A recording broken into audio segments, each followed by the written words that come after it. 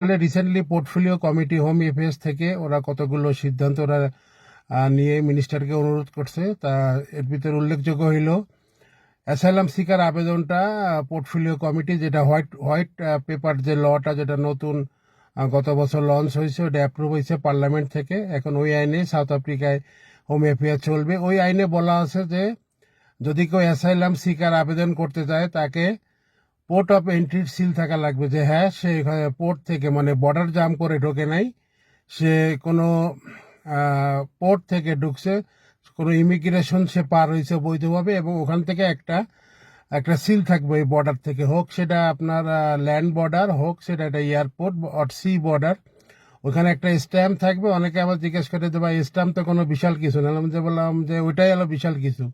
তো ওরা যখন স্ট্যাম্পটা মারিয়ে দেবে, এন্ট্রি যখন স্ট্যাম্পটা মারিয়ে দেবে, তখন ওর ভিতরে একটা রেফারেন্স নাম্বার কলম দিয়ে একটা লিখে দেবে। ওই রেফারেন্স নাম্বারটা নিয়েই ওখানে বলা আছে 3 ওয়ার্কিং ডেজের ভিতর নেয়ার যে রিফিউজি রিসিপশন সেন্টার আছে ওইখানে গিয়ে ওই পাসপোর্টটা নিয়ে যায়, ওখানে যে প্রসেস আছে বাকি ফর্ম ফিল আপ করা, ইন্টারভিউ দেওয়া, এটা করার পরে কিন্তু আপনার অ্যাসাইলাম সিকার আবেদনটা গ্রহণ হবে। এবং অ্যাসাইলাম সিকার আবেদনটা গ্রহণ হওয়ার পরে 180 দিনের ভিতর পোর্টফোলিও কমিটি রিসেন্টলি এই সপ্তাহে তারা মিনিস্টারকে অনুরোধ করছে, এবং এটা কমিটির পোর্টফোলিও কমিটির সিদ্ধান্ত যে 180 দিনের মধ্যে ওই দরখাস্তটা, অ্যাসাইলাম সিকার আবেদনটা ফাইনাল করে কমপ্লিট করা লাগবে, ইনক্লুডিং আপিল এবং রিভিউ।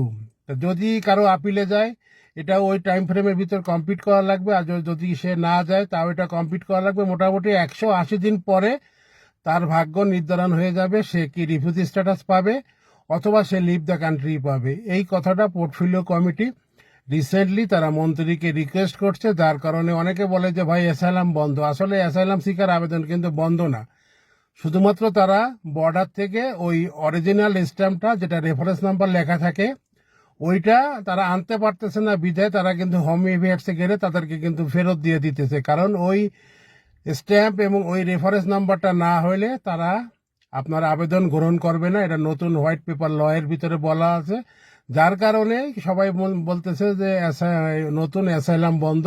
আসলে নতুন অ্যাসাইলাম বন্ধ না, এটা চালু আছে। তা যারা বর্ডার থেকে ওই স্ট্যাম্পটা নিয়ে যারা ঢুকছেন লিগাল এন্ট্রি করে, ওই স্ট্যাম্পটা আছে, সিলটা আছে, তারা যে কোনো সময় আপনার নিকটস্থ হোম অ্যাফেয়ার্স যে রিফিউজি সেন্টার আছে 3 ওয়ার্কিং ডেজের ভিতরে যাবেন।